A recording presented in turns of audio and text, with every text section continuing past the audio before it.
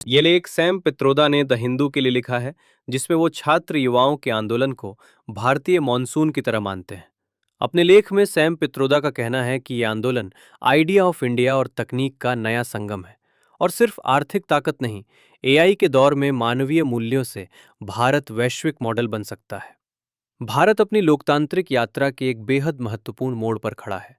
परीक्षाओं में पारदर्शिता और निष्पक्षता की मांग को लेकर छात्रों के बड़े प्रदर्शन, सोनम वांगचुक का लंबा उपवास और अस्पताल में भर्ती होना, और इसके साथ ही संसद के मॉनसून सत्र की शुरुआत, इन सब ने मिलकर पूरे देश का ध्यान खींचा है। इन घटनाओं को जब एक साथ देखा जाता है तो ये एक बड़ी कहानी बयान करती हैं। ये नागरिकों में अपनी बात सुनाने, भागीदारी करने और भारत के लोकतांत्रिक भविष्य को नया आकार देने की बढ़ती इच्छा और मांग का संकेत देती हैं। इस दौर को भारतीय मॉनसून के रूप में देखा जा सकता है। जिस तरह साल भर का मॉनसून महीनों की भीषण गर्मी के बाद आता है, ठीक उसी तरह समाज में भी ऐसे दौर आते हैं जब जमा हुई आकांक्षाएं, निराशाएं और उपेक्षाएं शांतिपूर्ण लोकतांत्रिक अभिव्यक्ति का रास्ता तलाशती हैं।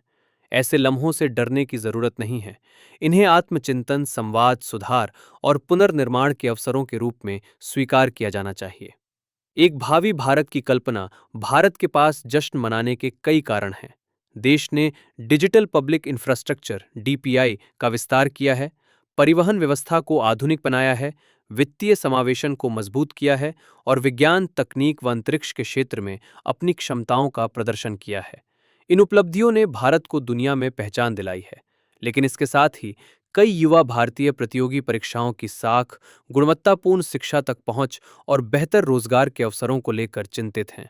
किसान अब भी आर्थिक अनिश्चितता झेल रहे हैं और आय की असमानता एक बड़ी चिंता बनी हुई है।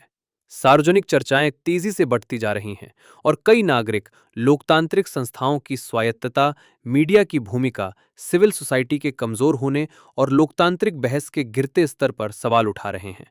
इन चिंताओं को किसी दलीय या राजनीतिक चश्मे से नहीं देखा जाना चाहिए। इन्हें लोकतंत्र के जरूरी संकेतों के रूप में समझा जाना चाहिए।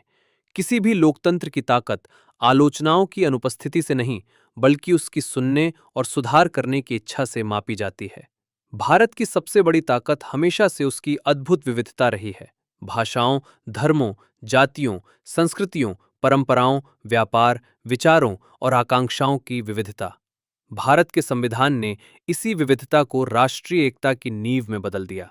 संविधान ने ये स्पष्ट किया कि न्याय, स्वतंत्रता, समानता और बंधुत्व केवल किताबी बातें नहीं हैं, बल्कि एक जीवंत समाज को चलाने के व्यवहारिक सिद्धांत हैं।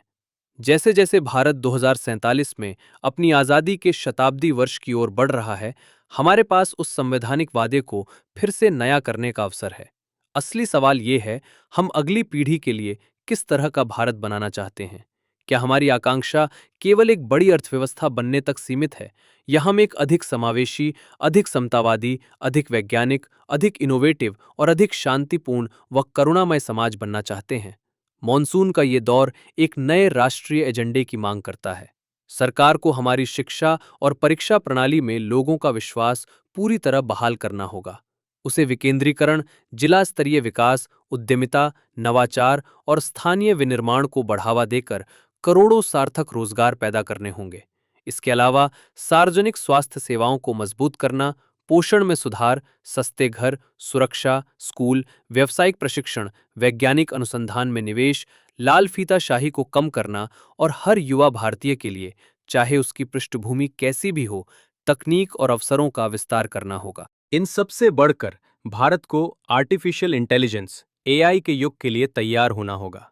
एआई केवल एक और तकनीकी क्रांति नहीं है, ये काम करने के तरीकों, शिक्षा, स्वास्थ्य, कृषि, निर्माण, समुदायों, गांवों, शहरों, शासन और रोजगार को पूरी तरह से नया रूप देगी।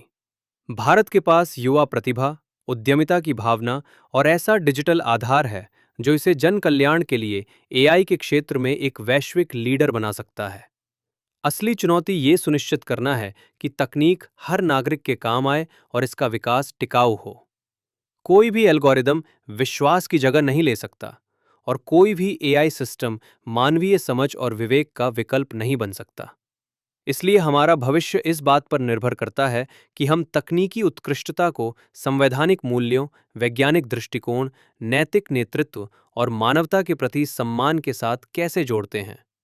भारत की मूल अवधारणा शायद आज भारत के सामने सबसे बड़ी चुनौती आर्थिक या तकनीकी नहीं है, ये दर्शन है। भारत की वो मूल अवधारणा जो हमारे संविधान में समाहित है। उस विचारधारा को हमारे विकास के केंद्र में होना चाहिए और वही समृद्धि के रास्ते की पहली शर्त है। लंबे समय से दुनिया सफलता को केवल ताकत और मुनाफे की दौड़ से मानती आई है। अब अपनी प्राथमिकताओं को फिर से संतुलित करने का समय आ गया है। विकास के केंद्र में लोगों और पर्यावरण को रखना होगा। अगर हम हर युवा को सशक्त बनाते हैं, असमानता को कम करते हैं, लोकतांत्रिक संस्थाओं को मजबूत करते हैं, धर्म के बजाय मानवता पर ध्यान केंद्रित करते हैं और तकनीक का उपयोग विशेषाधिकार बढ़ाने के बजाय अवसरों का विस्तार करने के लिए करते हैं, तो भारत दुनिया के सामने विकास का एक नया मॉडल पेश कर सकता है, जो आर्थिक प्रगति को मानवीय गरिमा के साथ जोड़ता है। इसलिए भारतीय मॉनसून कोई राजनीतिक आंदोलन नहीं है, ये लोकतांत्रिक नवीनीकरण का एक मौसम है। ये हमें याद दिलाता है कि सरकारें अपने नागरिकों की बात सुनकर ही ताकत हासिल करती हैं और भारत की सबसे बड़ी उपलब्धियां हमेशा तब आई हैं जब हमने विभाजन के बजाय संवाद को चुना है।